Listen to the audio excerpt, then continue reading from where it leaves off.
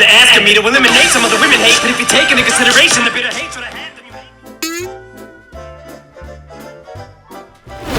يا اهلا وسهلا بكم لكم التكنولوجيا. ومن عنوان الفيديو انا فعلا لقيت اذكى موبايل في حياتي في العالم. وقبل ما نتكلم وناخد تفاصيل كتير عن الموبايل ده احب اشارككم كده بحاجه انا لقيتها في يوتيوب، ان الناس اللي عاده بتتفرج على الفيديوهات دلوقتي 70% منها مش مشترك في القناه، فدي حاجه كويسه في ناس جديده بتتفرج. فلو دي اول مره ليك على القناه وبتحب التكنولوجيا والتصوير اشجعك قوي انك تعمل سبسكرايب وتعمل زر الجرس، وعامه تدخل على القناه كل شويه تشوف ايه الجديد عشان في حاجات جامده قوي خلال الفتره اللي جايه. خلينا نتكلم عن هذه الاعجوبه.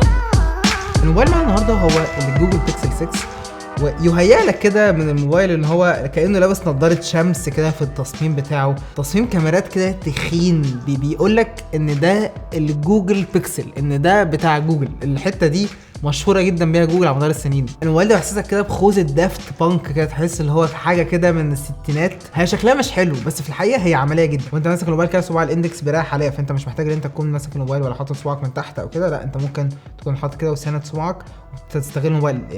دي تخينه كفايه تعمل كده، وفي نفس الوقت هي تخينه ولكن لما تحط الموبايل على الترابيزه الموبايل مش بيخبط او بيروح يمين وشمال، لا الموبايل ثابت مش بيقعد يرقص على الترابيزه. بس طبعا معرضه للكسر جدا، هو معرضه للتجاريح قوي لكن تتكسر ما اعتقدش، لا يعني في حته حديد كده هنا حواليها، لو وقعت هتيجي في الحديد اكتر ما هتيجي في الازاز. تصميم الظهر او الشاشه وملمس واحساس الموبايل ده مش حاجه مستقبليه، مش حاجه هتبهرك ولا يعني عادي، تصميم بوكسي شويه، الحواف مش واصله الاطراف. ده البيكسل 6 العادي مش البيكسل 6 برو. ال6 برو شاشه فيها انحناءات شويه من الجناب، فالموبايل ده مش بيديك احساس ان هو مستقبلي او اي حاجه من الحاجات دي تماما، ولكن اللي الموبايل ده بيديهولك في السوفت وير بيخليك كده يعني تقول ايه، ازاي في موبايل كده في الماركت؟ ومش بس ازاي، تقول ليه الفيتشرز دي مش موجوده في بقيه موبايلات اندرويد. الاجابه واضحه وصريحه، لان ده موبايل ده من صنع جوجل.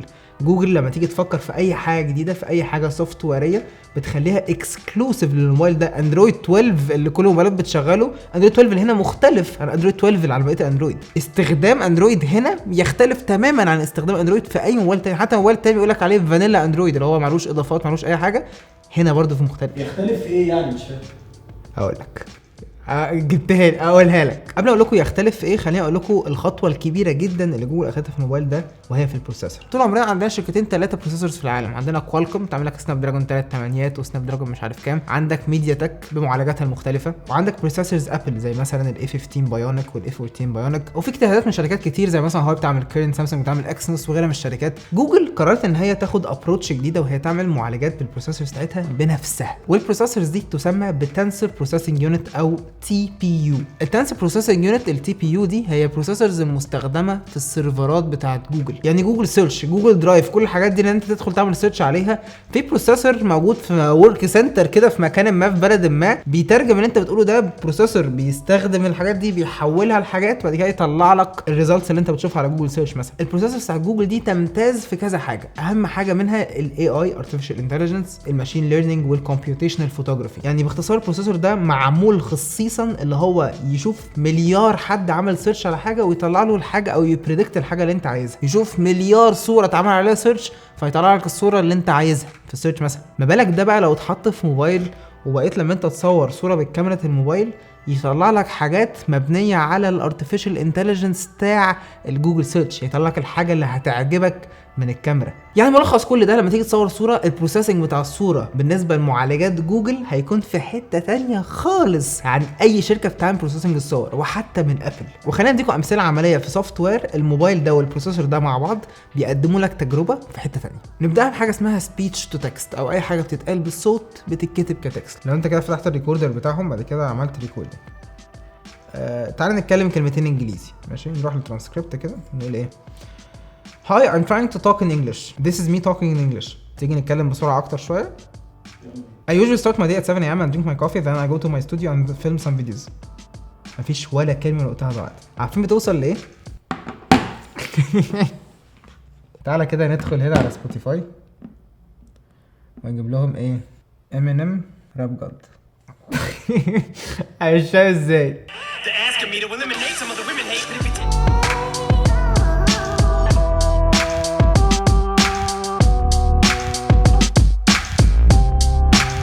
واو، انت ممكن تستخدم اللايف ترانسكريبتنج ده انك تعمل يعني محاضرات كامله تترجم لتكست. ومش بس كده، انت ممكن تسجل محاضره كامله على الموبايل هنا، بعد كده تعمل سيرش بالتايتل بتاعت المحاضره، مثلا شابتر 6 مثلا، فيقول لك شابتر 6 ويقول لك الحاجات اللي اتكلمت فيها في شابتر 6 الدكتور اتكلم فيها مثلا. ومش بس كده، هو ممكن كمان يسجل لك المكالمات دي في نوتس. يعني انت مثلا بتتكلم مكالمه مع كلاينت بيتكلم انجليزي، تقول له مثلا هاي احنا التصوير بكره الساعه 8 بالليل، البروجكت ده هيكلف 100 جنيه مثلا في المكان الفلاني عند الاهرامات. فانت بعدين مثلا عايز تفتكر بروجكت الاهرامات ده هتاخد فيه كام جنيه، تدخل تكتب بيراميدز في النوتس بتاعتك، هيجيب لك المكالمه اللي كان فيها اهرامات ويقول لك هتاخد فيها 100 جنيه.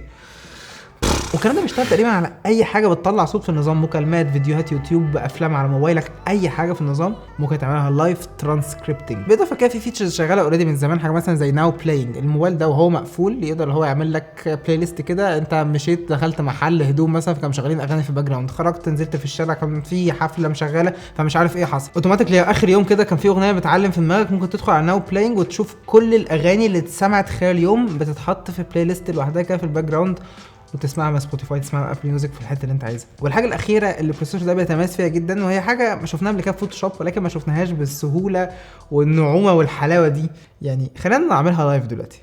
اقفل ثبت الكاميرا كده على وشي. ماشي، هنفتح كده الكاميرا بتاعت الموبايل، نعملها فرونت كاميرا.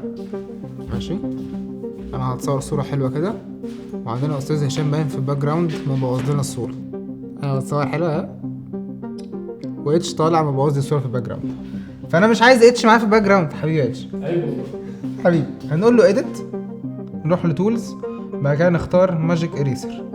يقول لي فايندينج سجستشنز، ايه الحاجات اللي انت ممكن تكون عايز تشيلها؟ هو اوريدي علمني على الشيء، انت عايز تشيل الشخصيه دي، فقول له قول له ده شالو.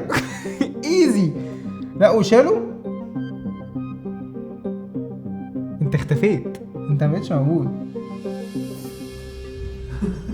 والفكره انك ممكن تشيل حاجات كمان صعبه من الصوره، مثلا خلينا نشيل اللوجو بتاع التيشيرت ده مثلا. شالو ايزي. خلينا نشيل البلاك هول اللي في السقف دي، يعني دي صعبه قوي تتشال. خلينا نشوف هيعمل ايه.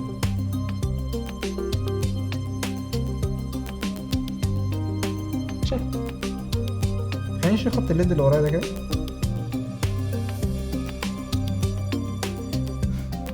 هو بيبدأ يعك يعني لما تحط له حاجات كتير كده.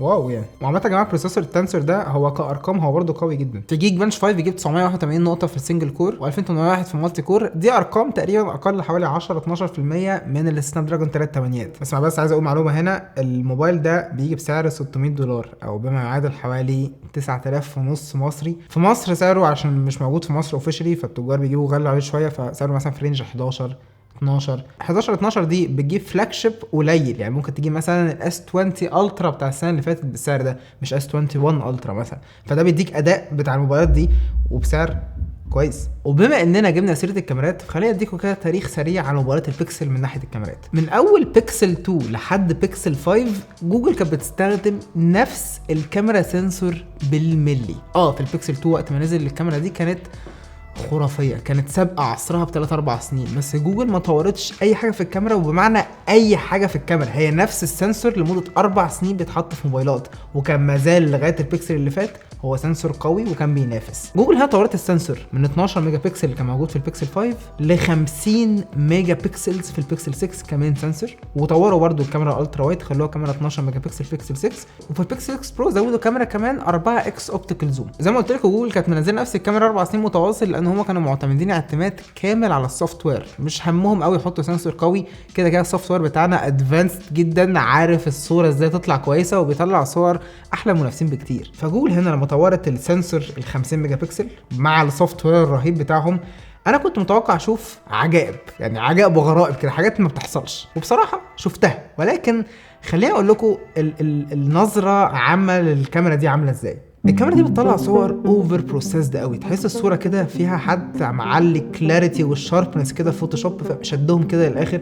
الصوره مش وحشه، الصوره بالعكس انا بحب الستايل ده. انا في العادي لما بعمل اديت للصوره بعد ما اصورها بعلي الحاجات دي بخليها. انا في العادي بروح للستايل الموبايل ده بيصوره كده بره الكاميرا. فصور البيكسل 6 والبيكسل 6 برو صور مش واقعيه، مش هاديه، لا هي صور اوفر بروسيسد بالستايل اللي انا بحبه جدا. وده مخلي الكاميرا دي بالنسبه لي هي كاميرا مثاليه وكاميرا جامده جدا. ولكن كشخص ريفيور بجرب موبايلات كتير وشايف كاميرات موبايلات كتير، فانا بقول لكم ان الكاميرا دي ممكن ما تطلعش الصور الهاديه اللي اشخاص كتيره ممكن تحبها. السوفت وير بيقرر هو يقلل الهايلايتس ويعلي الشادوز ويزود ساتوريشن ويزود كونتراست. لو انت صورت في الشمس دايركت كده، الشمس جايه في وش الموبايل، بتلاقي الصوره واضحه جدا والدنيا حلوه جدا، بس مش ده الواقعي، مش ده الحقيقي، مش ده اللي انت هتشوفه بعينك وانت باصص الشمس فعلا. بس هو عاجبني انا كيوسف، ولكن ممكن ما يعجبش ناس كتير. حاجات كتير ممكن تلاقي في اخر الفيديو. الموبايل ده فيه واحده من احلى الهابتيك انجنز، الفايبريشنز اللي انت بتحس بيها لما تدوس كده فوق وانت بتنزل البتاع، وانت بتدوس على الزراير بتسمع اصوات قويه، الزرار ده قوي. الموبايل ده فيه واحده من اسوأ الفينجر برينتس اللي اتعملت في اي موبايل. الفينجر برينت تقريبا ما بتشتغلش، يعني انا بفقد الامل كتير ان انا لازم يعني كده. هي فينجر برينت بشعه، وهي مش بالتكنولوجيا الالترا سونيك بتاعت سامسونج ولا الحاجات دي، هي التكنولوجيا عادي، النور بينور على صباعك وبيشتغل. دي تكنولوجيا قديمه قوي. الموبايل ده ضد الميه والاتربه، ما تقلقش عليه في ميه، ما تقلقش عليه في اتربه، الدنيا انت تمام. كل الحاجات الهاردويريه دي كده حاجات مكمله لتجربه السوفت وير الخرافيه اللي تخلي الموبايل ده زي عنوان الفيديو هو اذكى موبايل اجربه في حياتي. هو اذكى كتير من ايفون 13 برو ماكس اللي هو بيقدم لك ديزاين روش وموبايل شكله حلو ومش عارف ايه وكل الحاجات دي.